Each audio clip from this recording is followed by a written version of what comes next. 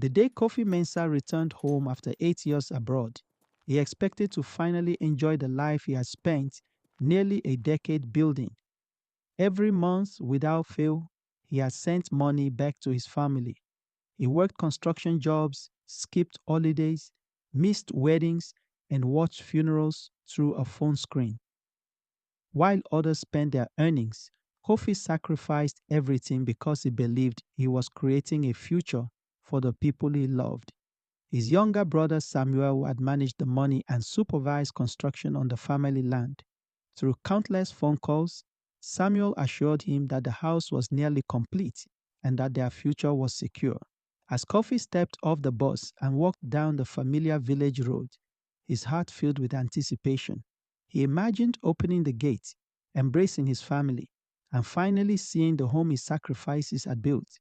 But when he reached the property, his entire world stopped. A heavy chain wrapped around the gate. A large padlock secured it shut. Behind the fence stood a beautiful house with fresh paint, new windows, and a carefully maintained garden. Attached to the gate was a sign that read, "Private property. Trespassers will be prosecuted." Confused, Kofi grabbed the chain and rattled it. Moments later, the front door opened. Samuel stepped outside wearing expensive clothes Kofi had never seen before. His wife and children followed behind him. There was no excitement on Samuel's face, no welcome, no surprise, only irritation. Kofi forced a smile. "Open the gate," he said. Samuel folded his arms. "Why?"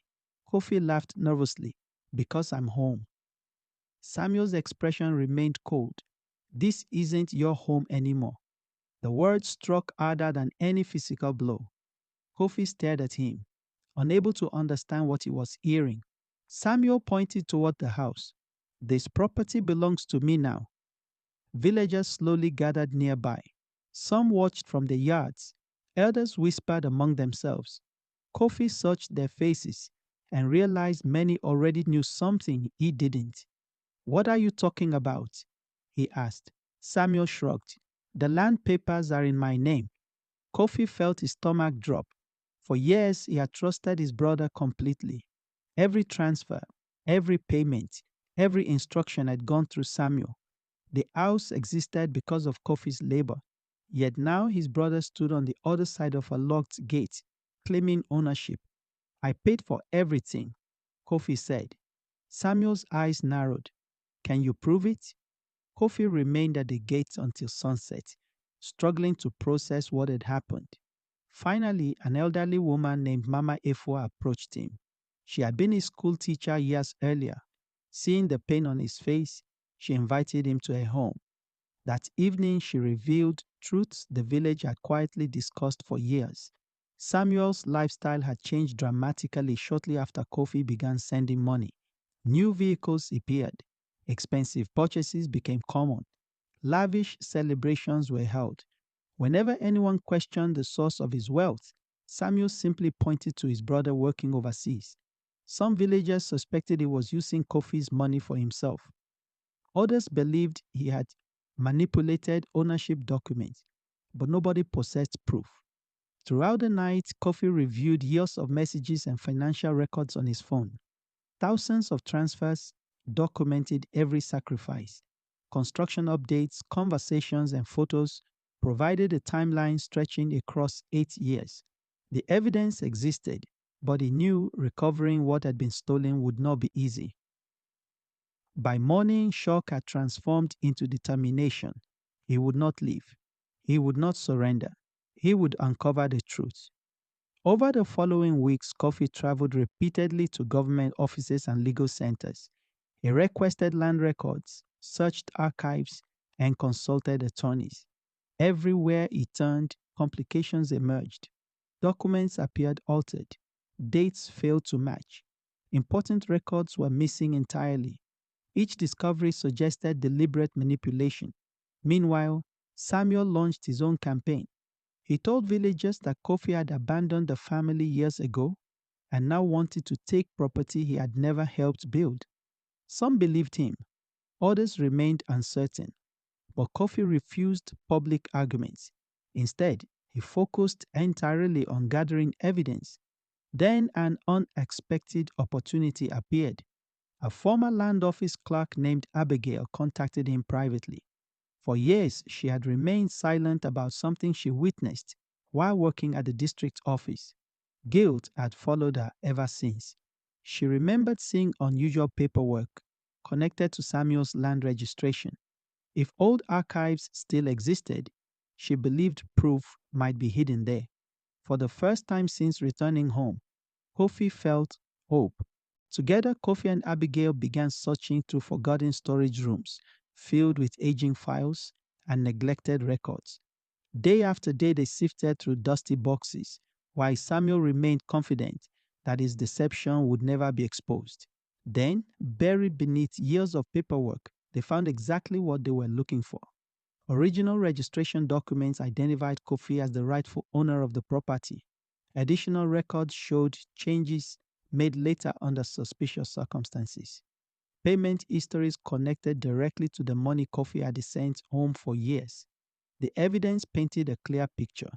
The ownership transfer had not been a misunderstanding, it had been a carefully planned betrayal. Although relieved to find proof, Kofi felt no joy. Every document confirmed that the person he trusted most had deliberately stolen from him. The legal battle that followed became the biggest story the village had seen in years. Witnesses were called, financial records were examined, government officials reviewed archived documents, lawyers presented timelines showing exactly how the property had been funded. As the investigation continued, cracks began appearing in Samuel's story. His explanations changed repeatedly. Dates no longer matched. Statements contradicted earlier claims. Villagers who once defended him started asking difficult questions. The confidence he displayed at the locked gate slowly disappeared. Then came the breakthrough that changed everything. Independent experts examined the disputed documents and confirmed that key ownership records had been altered after the original registration. Signatures had been manipulated. Official paperwork had been changed. The evidence was undeniable. For years, Samuel had hidden behind legal documents. Now, those same documents exposed him. News of the discovery spread quickly. The village buzzed with conversation. People who once doubted Kofi began apologizing. Others admitted they had always suspected something was wrong, but lacked the courage to speak. Through it all, Kofi remained calm. He wasn't interested in revenge. He wanted only the truth. Weeks later, the court delivered its decision. Ownership of the property would be restored to Kofi. Additional fraud investigations would continue against Samuel. The ruling sent shockwaves through the community. Some celebrated justice. Others mourned the destruction of a family. Kofi felt neither triumph nor satisfaction. Winning the case could not erase the pain of betrayal. It could not return 8 lost years. It could not rebuild trust. On the day he officially regained possession of the property, villagers gathered quietly nearby. The chain still hung across the gate exactly as it had when he first returned. Slowly, Kofi unlocked the padlock. The metal chain fell to the ground with a loud clang. For several seconds, nobody spoke. Then he pushed the gate open and walked onto the property. Memories flooded his mind, the long shifts, the lonely nights, the dreams that carried him through years of sacrifice. Tears filled his eyes, not because he had won, but because he finally understood something important. The house was never the true reward. His integrity was. Samuel eventually left the village. Some said shame drove him away. Others believed he still blamed everyone except himself. Kofi never chased him. He never sought revenge. Instead, he focused on rebuilding both the property and his life. He planted new trees. He repaired neglected areas of the land. He supported local projects and helped families facing hardship. Gradually, the property became a symbol of resilience rather than betrayal. Years later, children played in the yard where a chained gate once stood. Neighbors gathered beneath the mango trees for celebrations and community meetings. Travelers stopped by and heard the story of the man who spent 8 years supporting his family only to discover that everything had been stolen. Whenever someone asked Kofi how he endured such a painful betrayal, his answer never changed. The truth walks slowly, but it always arrives. Those words spread throughout the village and beyond. People remember them because they reflected exactly what had happened. Lies had survived for years. Deception had hidden behind paperwork, confidence and manipulation. But eventually, the truth emerged. Looking back, Kofi realized that the money he sent home had built more than a house. It had revealed character. It had exposed greed. It had tested loyalty. Most importantly, it had proven that integrity can survive even the deepest betrayal. Dishonest people spend their lives protecting lies. Honest people need only protect the truth. And sooner or later, the truth finds a way to unlock every gate that was never meant to be chained shut.